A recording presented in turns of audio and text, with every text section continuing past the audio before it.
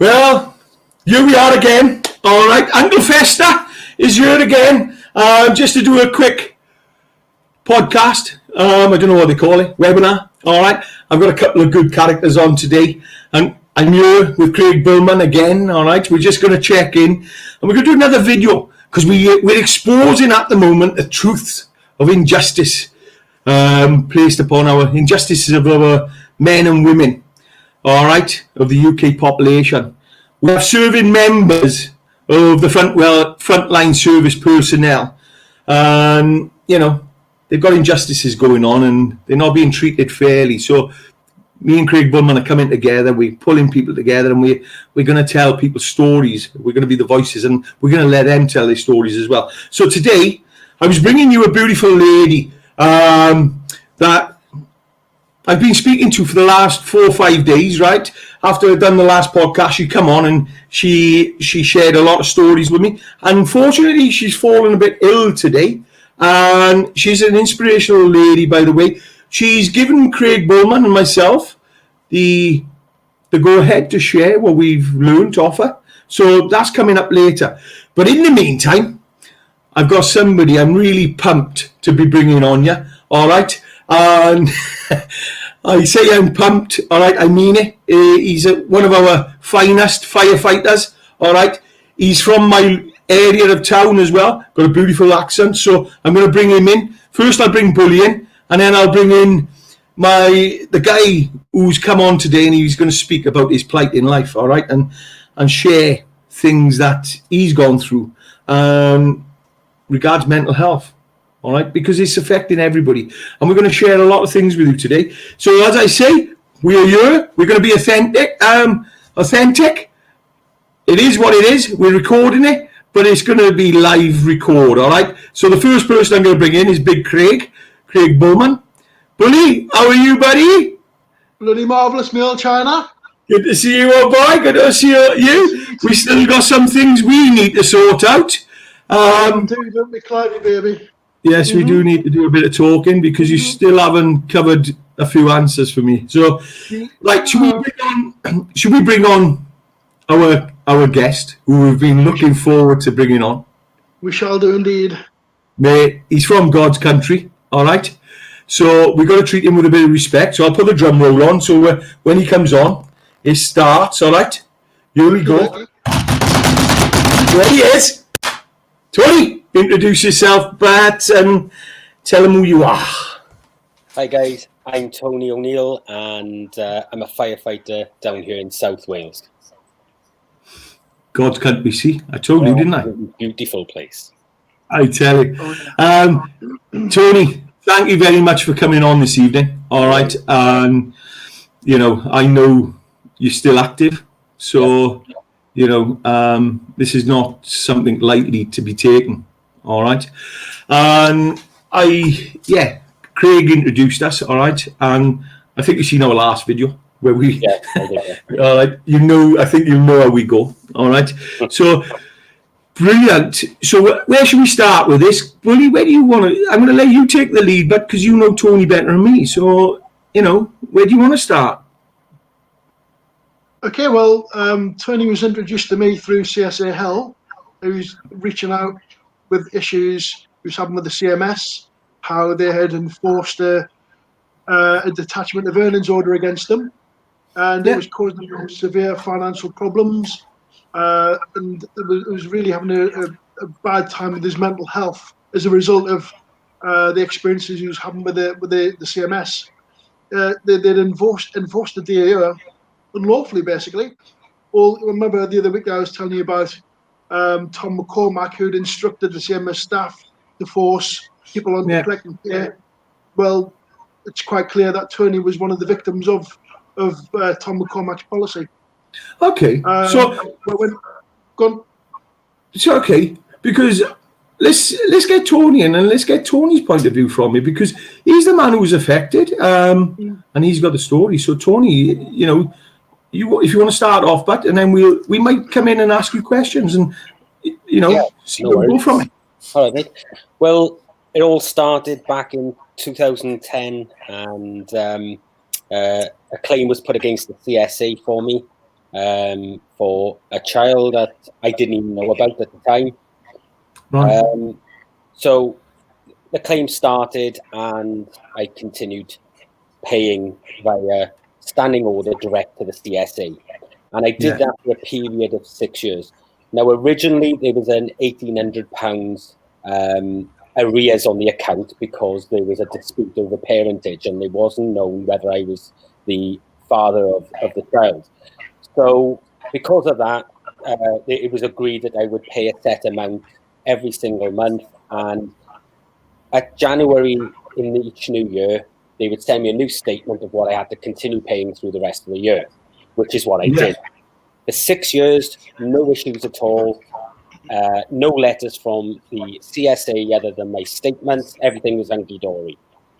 And in January 2016, the CMS took over the account, and that's when my life turned to hell.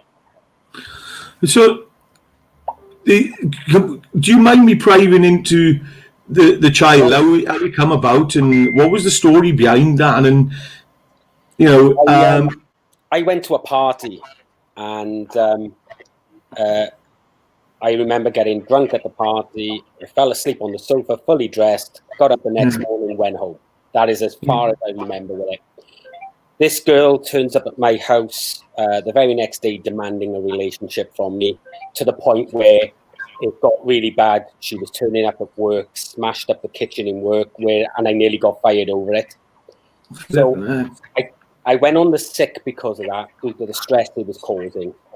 And she had, when it all came out that she'd had this child by me, she contacted my then current girlfriend and told her that she just had my baby. And at the time, we were expecting one of our own. So it created huge amounts of issues within the relationship. This girl was turning up to the station, smashing up the place. So I had to get a restraining order against her. Then that turned out to be where, like I said, I don't remember doing it at all. I believe I was date raped. However, I got no proof over that. I've never been so drunk that I can't remember what I've done. But I took it on myself that, okay, the DNA test that we had to have proved I was the parent, so I started paying the maintenance for the child. And I did that for the 6 years until he went to the CMS. And by now you had another child as well, which was in the family. So for 6 years you had no problem. CMS take over. Yeah. And how was your career at that point? When did you join the fire brigade? I joined the fire brigade. In fact, I had just come out of basic training when all this started. But I joined the fire brigade in 2007. This was going. The actual party was at the end of 2007, and the child was born in 2008. I didn't know anything about it until 2009, and then it took him a year to do the DNA test.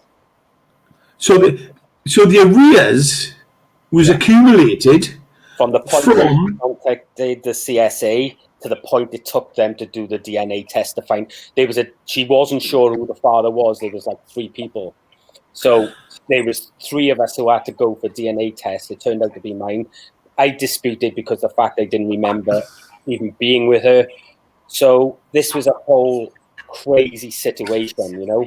It was a horrible place to be at the time. But once it was sorted, I thought, right, okay, fine, I'll pay the maintenance and go on from there, you know. How did that impact your new tone? Because you're new in a career, all right? And all of a sudden, you're building a family, you've met somebody. How's that impacting on you, mate? Because massively. The amount of stress it caused, because initially, like I said, she didn't tell me that she'd had this child. I mean, it was a year old before we knew about it. And then once the claim was made and I disputed it, this girl started turning up to my work, smashing up the the canteen and things like that. Like within the first 9 months of being in a brand new job, I was on disciplinary action because of her actions, not because of mine.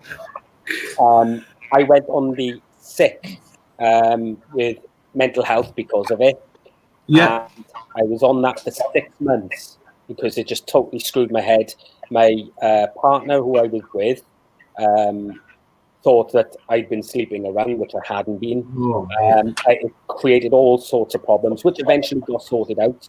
And after 6 months, I went back to work, and work called me in for an interview. And they fair play to them, they did ask if there was anything they could do to help me sort it out. And I told them I wanted a transfer. And the next day I was transferred to another station so that she couldn't continue doing this. She was breaking the training order and everything, but the police wouldn't do anything about it because of the fact that she had children. So therefore they just kept tapping her on the wrist, and that was the end of it, you know. So the good thing is the fire brigade acknowledged you had the problem there.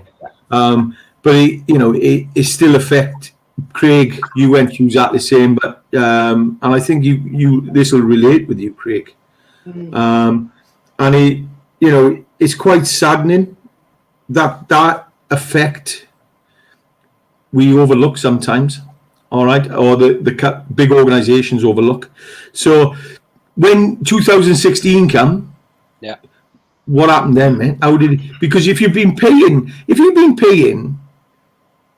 without any problems, what the hell is going on when they? So I get a letter from the CMS telling me they've now taken over my account, and that a new statement will be with me within the next week. So I get that letter, and on the new statement, it's got a completely new payment schedule because they changed. When it was with the CSA, it was on your net pay, and now it goes to your gross pay.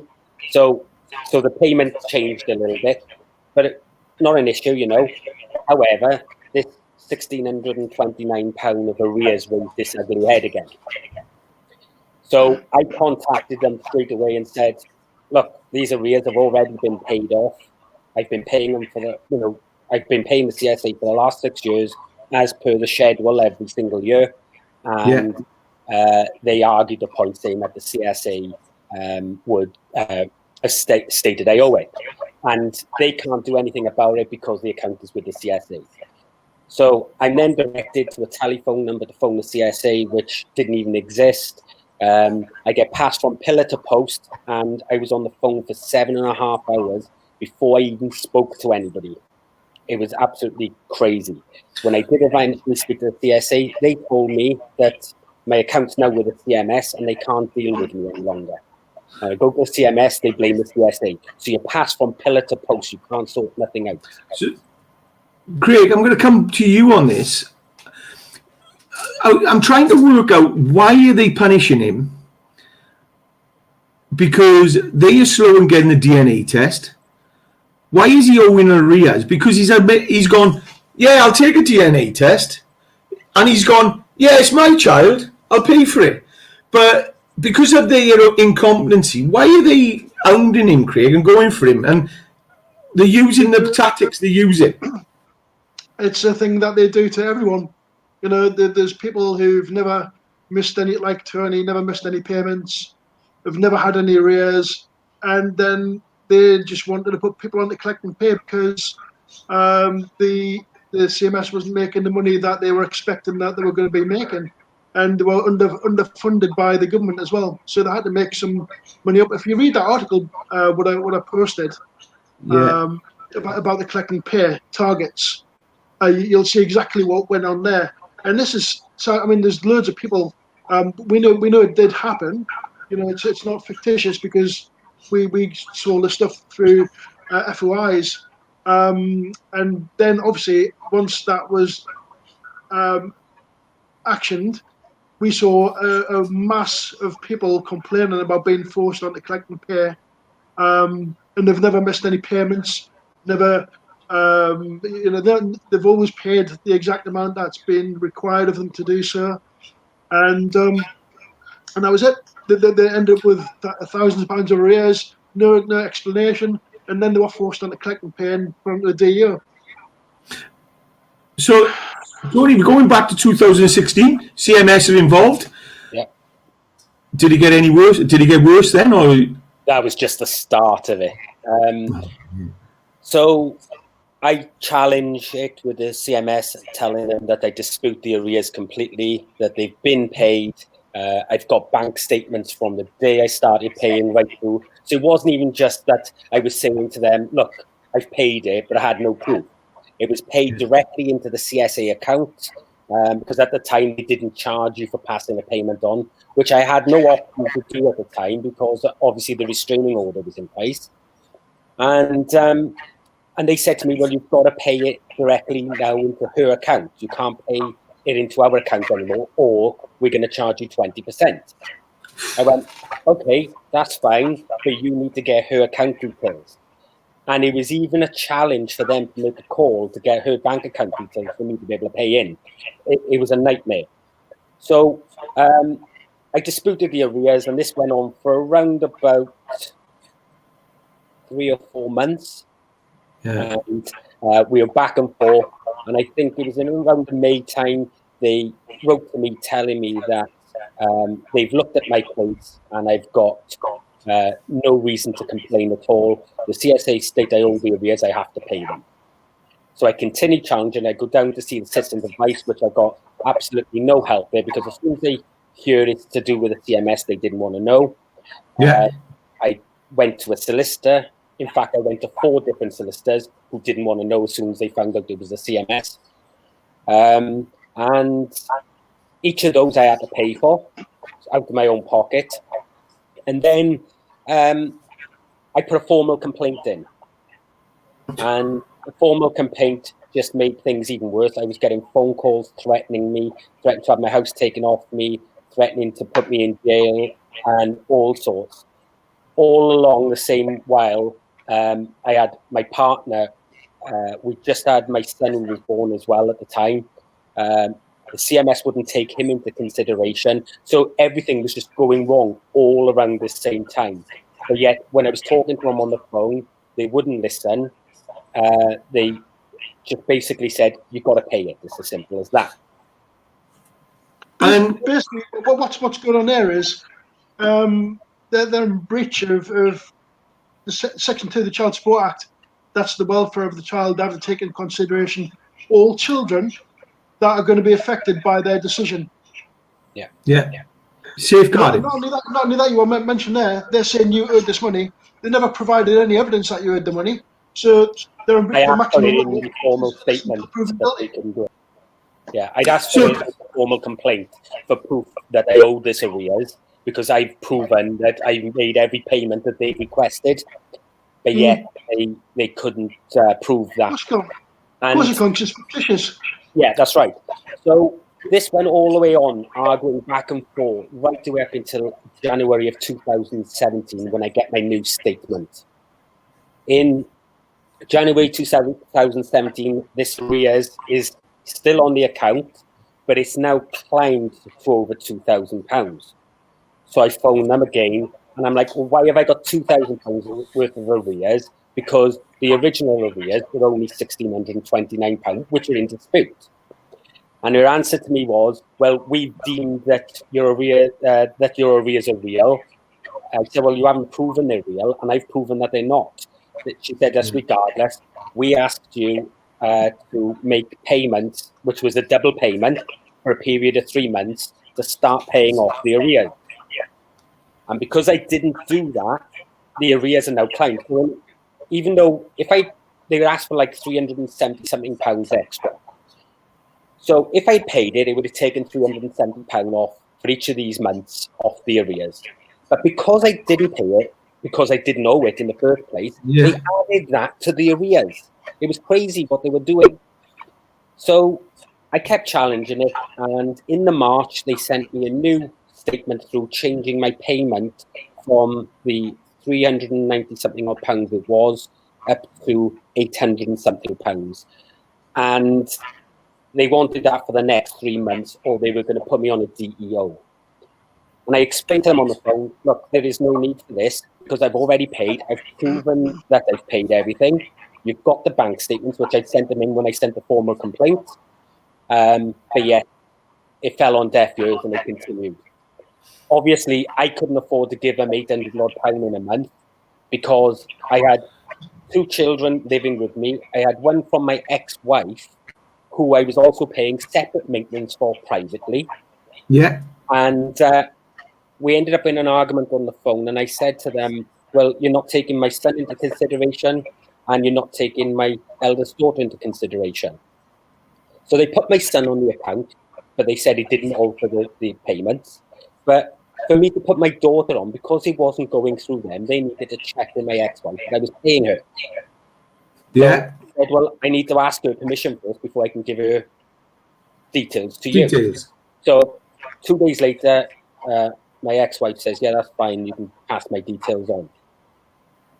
Within 24 hours, I had my ex-wife on the phone giving me grief, wanting more money because the CMS had told her if they go through her, bearing in mind now I've been paying for my daughter for like 8 years at this point. Yeah. So they encouraged you to open. They encouraged her to open a case against you, basically. Open a case against me through them because they could get her more money. And it created a massive issue with my ex-wife that wasn't there before, because all of a sudden now she's wanting more money. But not only that, they told her about this child that she didn't even know about. So it created huge issues. And then on top of that, when I showed her the calculator, my ex-wife, she would have actually been getting less if she'd gone through them. But they purposely went out of their way to create more issues for me. Obviously, she didn't open a case up because she would have lost money. You see, the thing is, Tony, they're supposed to be encouraging private arrangements. That's what the government wants. I know they're doing this a lot. They are supposed to be there to be encouraging private arrangements. So they've gone out there and they've encouraged your ex-wife to open a case against you, which is totally against their policy. It created so much animosity between me and my ex-wife at the time. Like I said, that wasn't there before. That when we did finally sort it out, I asked her to write me a letter telling me what had happened. And she wrote on there that the CMS were quite forceful with her, telling her that she should go through them because they can get her more money. She'd explained to them that they'd been paying her for like the 8 years previously, or 9 years previously, and they'd never missed a payment, and it was the correct amount. So, and I've got these in letters from her, so they can't even argue it, you know? But it was crazy. So everything that they were doing at this point was just going on, and it was all compounding. And I had no way out because no one was listening. The ICE didn't want to know. The Information Commissioner's Office didn't want to know because they refused to give me a SAR. The Citizens Advice didn't want to know. The solicitors didn't want to know. I was just losing it. And on top of that, we were short on money. My kids were going without here, which was then creating issues here with my partner because she was feeling really angry about it all in the first place. That we couldn't buy our kids what they needed because we were having to give this money out. And like I said, I've always paid my way as far as maintenance goes, you know? And this is a stupid question I'm going to ask you, all right? But I'm going to ask you because people need to understand. And people will not understand. But a report was done, all right, between 2015 and 2019. And it was done by an organisation called Mind, which we all know is mental health, all right? And this report or research was discussed in the House of Commons on 14th of December 2018. And this is what they actually debated about in the House of Commons. It was about mental health support for firefighters. They discussed the research and found emergency service personnel are disproportionately affected by mental health problems, and that this is strongly linked to the work they do. Nearly 9 in 10 blue light staff report having experienced stress and poor mental health at work. And they are around twice as likely to identify problems at work, the main cause of those mental health problems at the general workplace. Right? On top of this, what they said was, in relation to firefighters, Mind found that 85% of people in the fire and rescue service have experienced stress and poor mental health at work. They are twice as likely to the wider workforce to identify problems at work as main cause of their mental health problems. 37%, and this is, think that their colleagues would treat them differently in a negative way if they spoke out about mental health problems at work.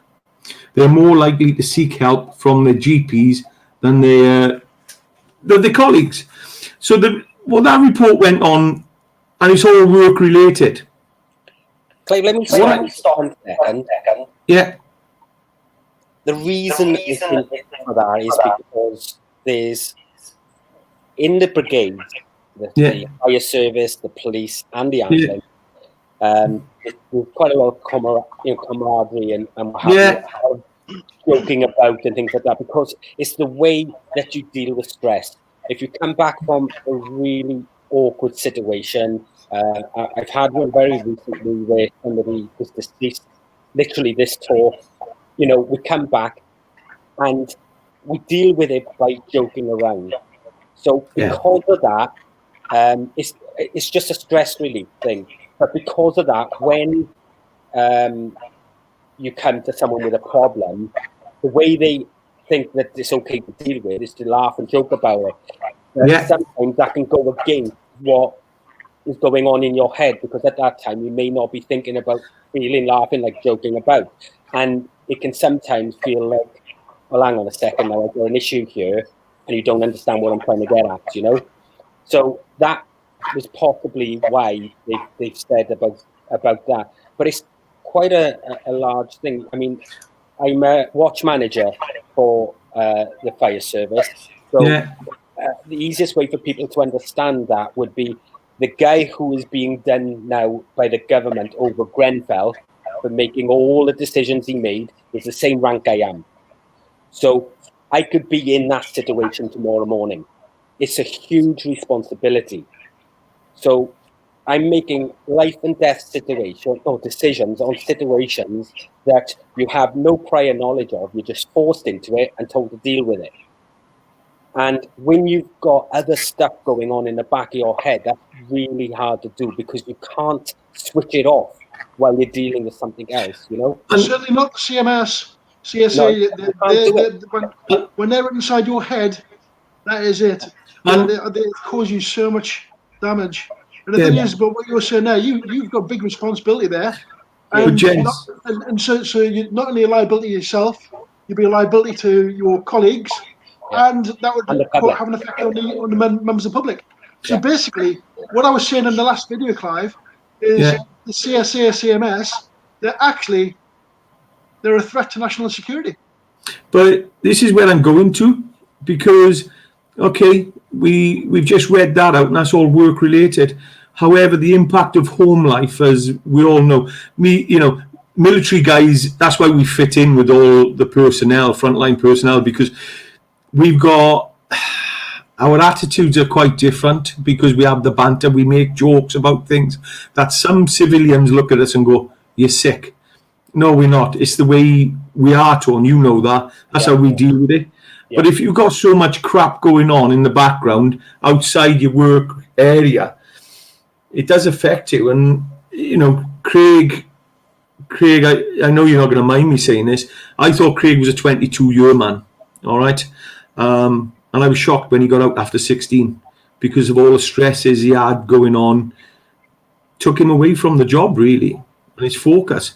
And that's something I'm really... I take my hat off to you, Tone, and I'm not going to blow smoke up your ass, mate, because there's no need to. But what I'm going to say to you is, I take my hat off to you, mate, because, you going out to shouts, you making calls, mate, and I wouldn't like to see... job, though, just like it is for you guys when you were in the service, you do what needs to be done at the time, and then you come home and hope that you can live a decent life besides it, you know. Yeah.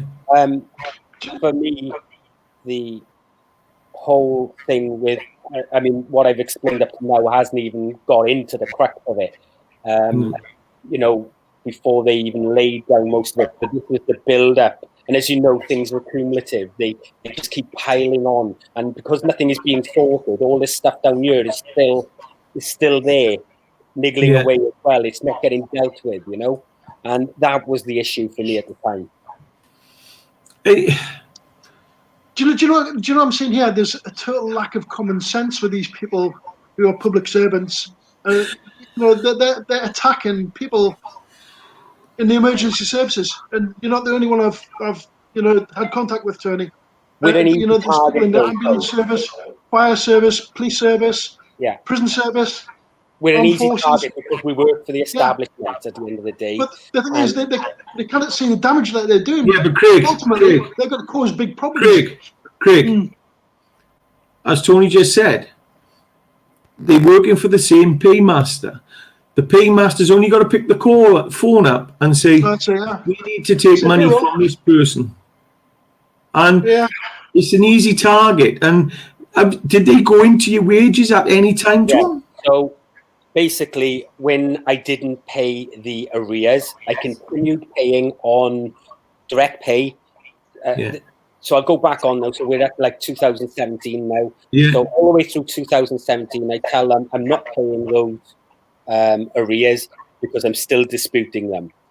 And I continue paying directly to the bank account that they provided for the payments, which is what I'm supposed to have been paying. And I did that in 2017 and into March of 2018, where they hit me with another statement saying they want to take another £800 a month off me for them 3 months to pay off the arrears. They just totally disregarded everything. They disregarded all of the bank statements I'd sent them and everything. And then in 2018, I get a brand new statement in the February, them telling me that my arrears are now £6,874. So the arrears jumped from the original 1,629. Bear in mind, I've been making the payments. I got the bank statements to prove every payment, and the arrears have now climbed to over £6,000. So when I phoned them and challenged it, the woman who'd opened the account had turned around to them and told them that I had not paid her a penny in 2017 and the beginning of 2018. And they would put it all onto arrears. And at that point, they put me onto a detachment of, onto click and collect. Click and pay. Yeah, and I was being forced to pay 20%. I argued this. I sent them in all of the bank statements proving they'd been paid. And I had a response from them telling me, we don't believe you, a bank statement's not proof of payment. That's in the folder. It's point blank. We don't believe you, a bank statement's not proof of payment. So I kept arguing with them over this, and eventually, after about 13 complaints, they decided that they sent me some letters saying that they've now confirmed that the payments have been made and they've reduced the arrears. But they didn't take all the arrears off. Instead of working out the arrears for every single month individually, they just left it into certain amounts, like £800 here, £600 there. So you never knew what month you actually paid and what on their books and wasn't. And then, so in effect, they then turned around and said, "Now we've done that, you need to pay this money or we're going to put you on a detachment of earnings." And I still challenged it and argued it. And they turned around to me and said, "Right, we're going to put him on a detachment of earnings order." And the very next day, I told them I would take him to court. And the very next day, I had the letter saying they were putting me on the detachment of earnings. At that point, I went and saw my fifth solicitor, who phoned them. My mother was with me at the time, and she said to me, "I'm going to loan you the money to pay off the original £1,629 arrears under protest." On the provision that they understand we will claim it back through the courts when we prove that we did know it. Right? Now, bearing in mind, it's not down to me to prove I don't know. It's down to them to prove I do. Right? However, all that aside, my mother made this via the solicitor to them, to which they turned around and said, no, we need over 20% as well. And they refused that payment. On top of that, I put that in writing via formal complaints to them that we will pay the £1,629 under protest. And it was refused each and every time, stating that if I'm going to challenge it and claim it back through the courts, they don't want the money, they'll keep me on click and collect. At which point, they forced the detachment of earnings through. I had a letter telling me that the detachment of earnings was going to be for so much money, and it was going to start on the 15th of June. And on the 15th of June, that's the day I get paid, on the 15th of each month. I looked at my pay slip, it hadn't been taken out.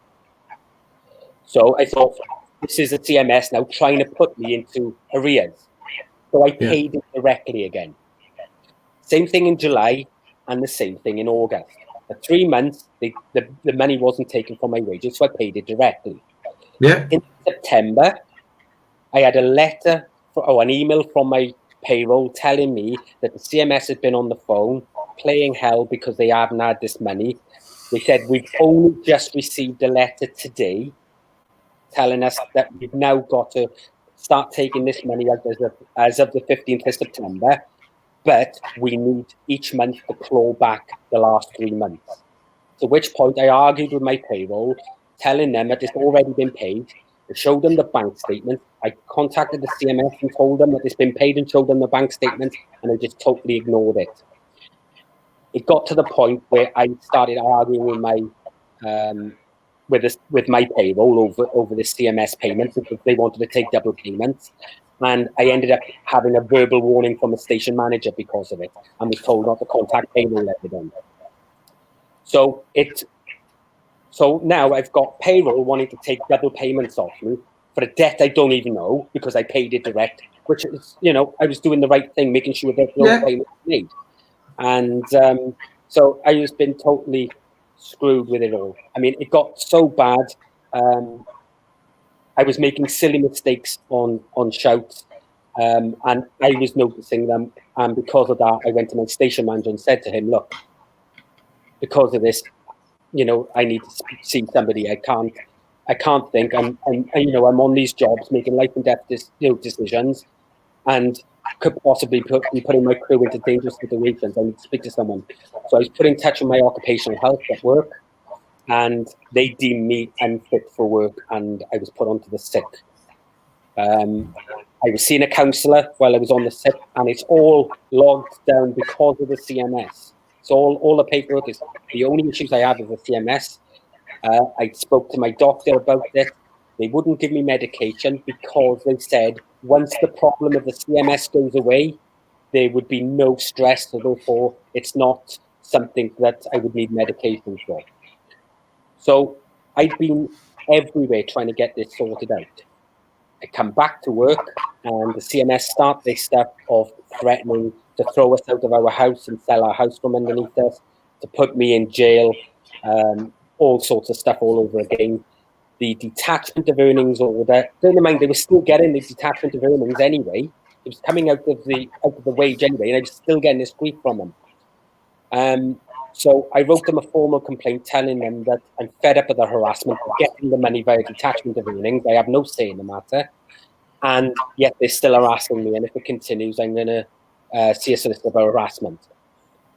That detachment of earnings was supposed to have been in place for 6 months. Then I supposed to have gone on to a click and collect for 6 months, and then I could have gone back to direct pay. They kept me on that detachment of earnings for 20 months until I got in touch with Craig, and Craig helped me get off the detachment of earnings. But even when they agreed to take me off the detachment of earnings, that wasn't the end of it. They turned around and told me that I had to pay on the 15th of June of this year, I had to pay the amount via click and collect, via a standing order. First off, they wanted a direct debit, which I refused to give them, and then they started threatening me, but I managed to get them to agree to a standing order. But they turned around then and said they didn't notify my work, and I told them, well, if you don't notify my work, I'm not going to be able to pay it twice. And they didn't notify my work until the 13th of that month, and it was too late for payroll because the payroll finishes, the cut-off date is on the 4th of the month. And they ended up having to pay it to stop me going back on the detachment of earnings. But then I had to claim my money back from payroll because they'd overpaid. So it just creates massive stress for no need of it. And they won't allow me off the click and collect because I contacted them and said, look, you've had me on detachment of earnings for 20 months. I've been asking you to take me off it since month 6, and you haven't done that. So you've more than had your money. And the woman's response is, no, you've got to stay on this because we're collecting 20% for us while we're on it. And you can apply to go back to direct pay after 6 months, and then we may think about putting you back on direct pay. But bearing in mind, I've never missed a payment, ever. I've got the bank statement for the last 10 years here. I've sent a complete folder over to Katie. I've never missed a payment, but they see you as an easy target. I already pay, right? Yeah. Work for the establishment, and they can just take it out of my wage, and it doesn't matter who I go to because everybody is too scared to challenge them. There's no solicitor that wants to know. Even through our brigade, our union, we've got a union solicitor, and even they can't take them on. It's crazy that this organisation can do what they want to. But I'm really, really concerned because I know there is 1,573 people, Craig, being dealt with at the moment. And out of that 1,573 people, that one or the group have got, it's only one individual, I believe, has got them. Correct me if I'm wrong, Craig. Yeah, it's a good. Yeah. All right. 1,300 of the people, 800 are veterans. Don't forget, a lot of veterans go into frontline service jobs because they step straight in there. In the fire service, yeah. So we don't know how many of them veterans are in positions you were in, police, prison, or fire brigade, or ambulance service. And then what I've been told, we have 400 active soldiers. Some of them are SF, and a lot of them, some are going on deployment with the concerns you've got. Yeah. And we've shared something was shared with us, and we're allowed to share it. There's a soldier, and I take my hat off to you because I'll tell you why. Because I don't know how you're still here, because there is people out there. We've got a gentleman who's still serving, has jumped off a bridge 150 feet high. I will tell you something now after this, but I'll let you finish your story. Yeah. You know, and he's, Craig, that guy, mate, he's lucky to be alive, mate. And this is happening. This is happening too regular. This is getting worse. You know, male suicide rate, with what's going on with uncertainty today with coronavirus, there's an ad come out in the paper today. Male suicide rate is the highest it's been in 2 decades, 20 years, the data showing. So it's not going away, it's just getting worse. Yeah. The CSA, CMS aren't helping it, other. How many suicides are they responsible for with in that figure? Well, something I wasn't going to mention, guys, but means we've gone down this road, I will.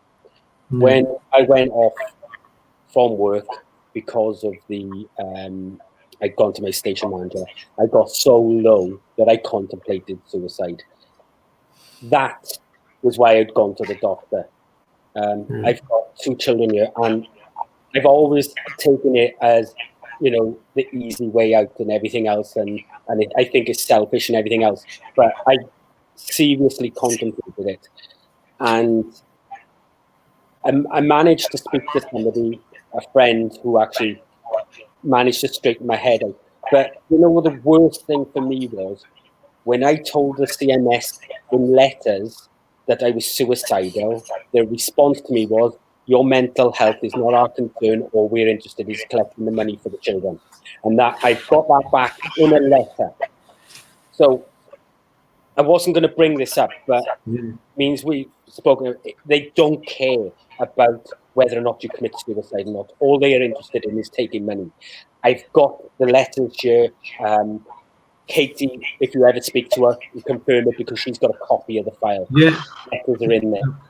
And look, and I've just put a ticket up, which has come out in a Mind study. And this came out in 2016. 1 in 4 emergency service workers have thought about ending their lives, reported by Mind in 2016. And we're in 2020 today, and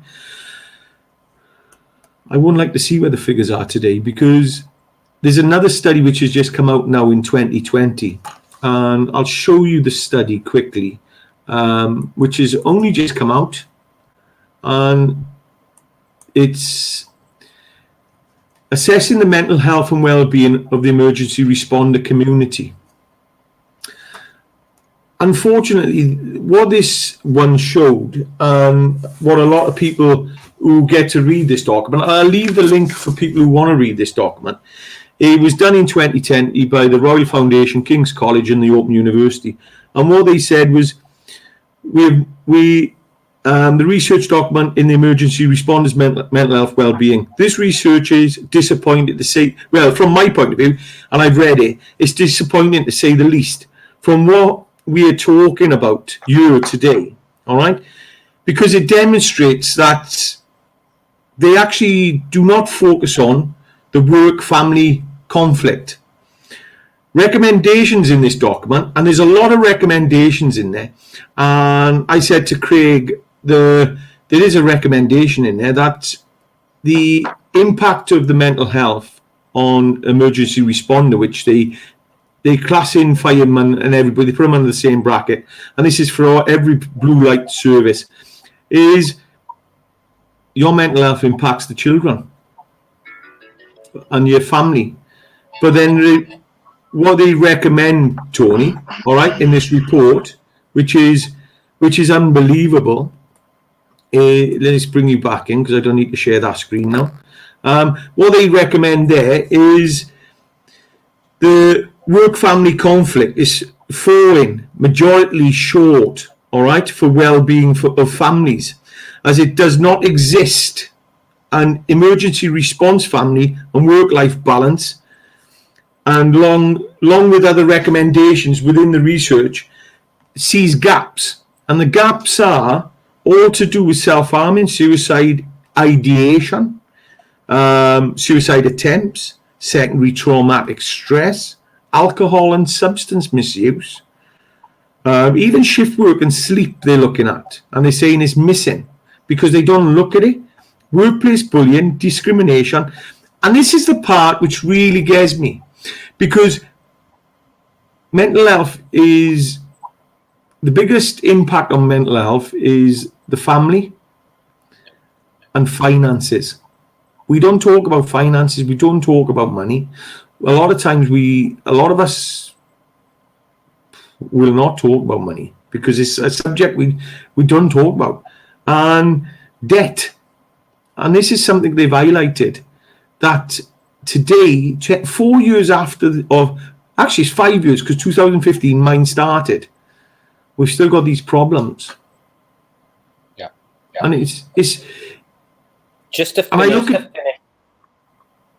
Just to finish one thing on that for you. Yeah. So I've been on this Detachment of Earnings for 20 months, and they were taking double payments for those 20 months. This January, I received a new statement, and in that 20 months, they'd reduced my debt of the original £1,600 by £400. So all the rest that they've been taking, bearing in mind, they were taking double what I should have been paying. All the rest has gone in their charges and into the pie in the sky, because they still say I owe them £1,200. It's a typical financial misconduct and false accounting. Crazy. So Bully, Wick, right? I'm gonna ask it openly to the two of you, because you've gone through the. What do we need? What needs to happen? We need an inquest. We need a public inquiry, and we need an inquest. This is so. I mean, this is wrong. The government know this is happening, and they're doing nothing about it. They turn a blind eye to it. We have to have them do initiate an inquest because of the suicides they've caused, and obviously we. For me, it's like banging their head against the wall. They're not interested whatsoever. You know, like Gingerbread wanting to give them even more powers to come down harder on non-payers, and they're already killing people. And for me, there has to be some form of equilibrium where there is fairness. That if someone is paying, right, and a prime example, I have a friend who was paying nearly 60%, or they're taking 40% but they won't take his other daughter into consideration. So he's paying 60% of his wage out on maintenance. And believe it or not, it's going to a lady who's a doctor who's earning £120,000 a year. So he's got children on the breadline. He's not eating himself. He's already got all this money. There's no fairness here. He's living on the breadline and his children are going without, just to be able to pay maintenance to somebody who doesn't need it. Now, I'm not saying that you shouldn't be paying maintenance. Don't get me wrong. Because, if you've fathered children or you're a parent of a child, you should support them. But there has to be some common sense brought in here because, they push you and push you and push you to the point that you want to commit suicide. And then you have, if you do commit suicide, you've got all these kids with no one paying for them. It makes absolutely no sense to me at all. The kids don't get the money, but here's something I was speaking to Clive about a while ago, and it's like that they're taking money from you, which is unsustainable, and they're going to get a short-term gain from that. But what happens is it forces you, and the victim of this, it forces you into a mental health crisis, and you go sick. Yeah. So the kid's not getting the money, and the government are having to pay for you. Hang on, Tony. Hang on. Tony, listen, right? You got to think of it this way. So you're now off sick because of the mental health issues that the CSA has caused you with their outrageous financial demands upon you. And so you're not paying your tax, so the government is losing out on your tax, and they're having to pay you benefits. Yeah. So in the long term, it's the government that's losing out here, and also the kids. The kids aren't getting the money. So it's really no common sense whatsoever. What you also get then is parents who get into the situation like I got into, through no fault of their own mind, right? Because they are like they pull out all these figures out of the sky, right? Now, bearing in mind, my arrears are on that figure, right? But yet they don't exist in reality. Now, I get tarred with the same brush as every single other one that never, that's deemed of, being a waste of space and not paying. Yeah, when it's through no fault of my own. And then, so it's just the whole system is broken and we do need an inquest, but it needs to be done. You've got like Gingerbread fighting for women and this, that, and the other, and then you get counsellors who listen to that and think, that's a great way for me to make a name for myself here. I'm doing the right thing for kids, but they don't look at the other side of the knock-on effects that it has and how many other children. Now, bear in mind, you take all this money to feed one child, but you've got 3 in the house that it's been taken from, starving. There's no common sense here. And the thing is, they're supposed to take the welfare of all children involved in their decision making. So that includes the children of the NFP. But the other thing is as well, there's no safeguarding there, and there's no safeguarding at all for the parents, and for the children. So when you look at it from that point of view, it's just corrupt, it's wrong, and it's driving people because they're taking 20% off you, they're taking 4% off the other person. So potentially the woman is losing out anyway. Yeah. Yes, if you were trying to, because we have got people out there trying to avoid paying, all right, but you are not. So all due respect, she's getting ripped off anyway, because she's actually potentially losing out on 20%, 24% when you look at it. It's just wrong. Yeah, it's crazy. And the thing is, that extra 20% they put on, now, not being funny, all they're doing is, I'm sending a payment to their bank account and they're forwarding it, or supposedly, okay? I'm not being funny, that doesn't take 24%. All I'm paying for is for them to continue harassing other parents. And and we don't have a say in the matter. You know, this should be a government-funded issue. We shouldn't be paying extra for it. And like I said, certainly when you've proven you've been making your payments, it's absolutely crazy. And the fact that no one wants to do anything about it is even more frustrating. Do you know at one point? The all the money taken from the NRP was all being put in one central bank account, and the government was skimming the interest. Yeah. Well, look. Well, what's going on is a blatant breach of human rights, and without doubt a breach of the Equality Act 2010. I just want to make one point here, guys. This isn't about the children. It's about the government. It's not. Making money. It's a tax. No, it's a stock tax. This is right. I'm going to tell you now, straight away. This is about the injustice of the government. Actually, the injustice they're paying to the protectors and the servers of our country. All due respect, we've got 56 losses this year. All right, in the veterans community. I haven't even looked at, and this is quite sad, because I only done a little bit of research this morning. All right, we go on about the suicides within the veterans community. We don't look at these type. I'm sorry to bring it up, but firefighter 50 found dead at a fire station, taking his own life. Yeah. All right, that is wrong, and we've got to be asking these questions.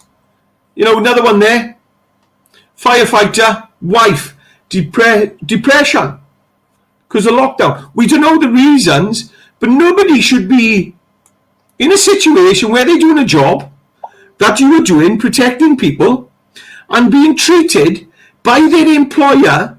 Their employer's got a duty of care to you. Yeah. And they shouldn't be hounding you with another department, another business unit, because you're all working for the same business. And especially if you were doing what you were doing for the children. This is about the injustice served, because we got men and women. Women are suffering as well. Yeah. And it's wrong. The CSA was taken away in 2010. CMS come back in to actually try and end this. And they haven't done it. It's a new badge. It's the same staff. Yeah, it's the same staff. Just a different name above the door. They've just rebranded it. It's a rebrand. It's a rebrand. So that's where we are, gents. And I tell you what, Tony, thank you very much for that share, because I'm telling you, I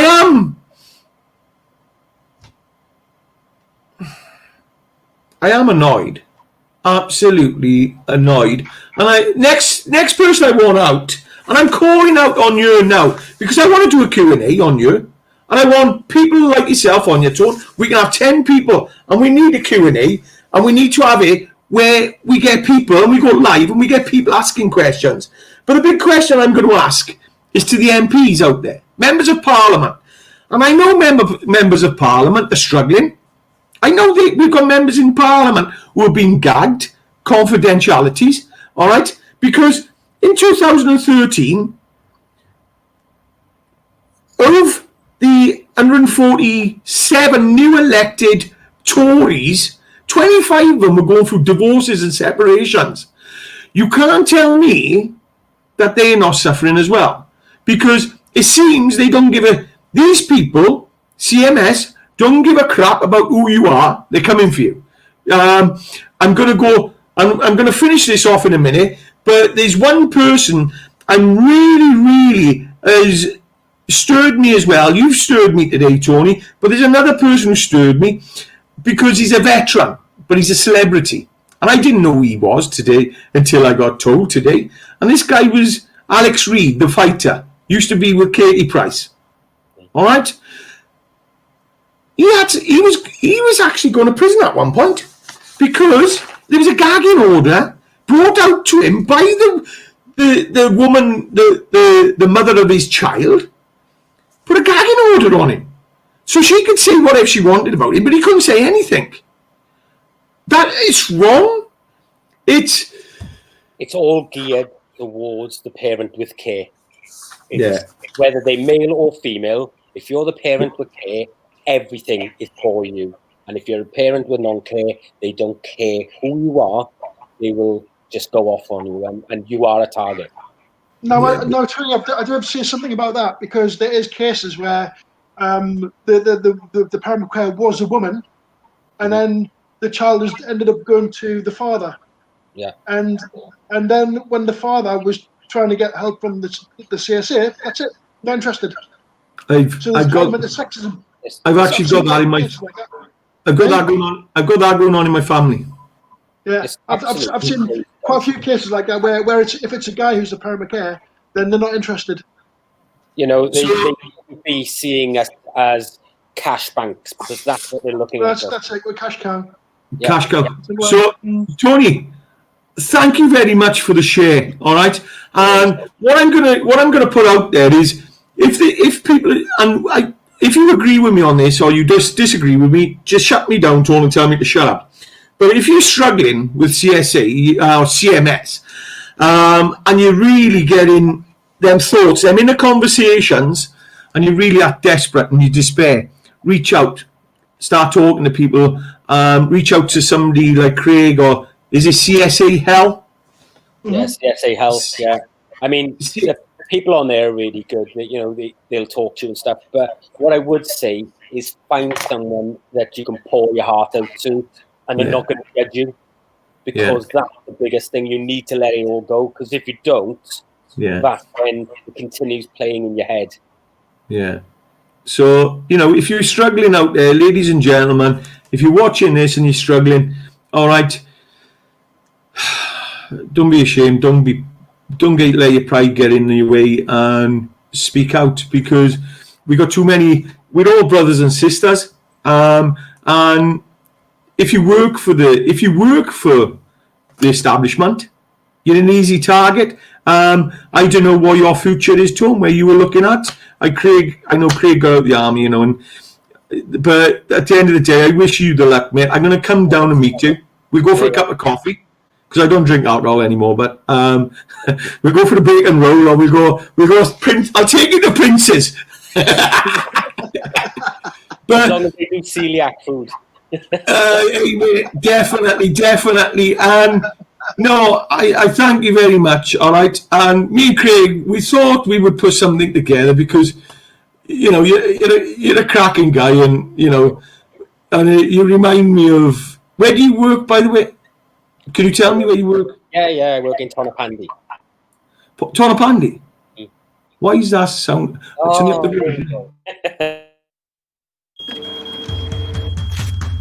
When he hears that fire alarm, Sam is always cool and calm. If you're stuck, give him a shout. He'll be there to help you out. So move aside, make way for Fireman Sam, 'cause he's gonna save the day. Fireman Sam, 'cause he's ready to the call. Sam is the hero next door.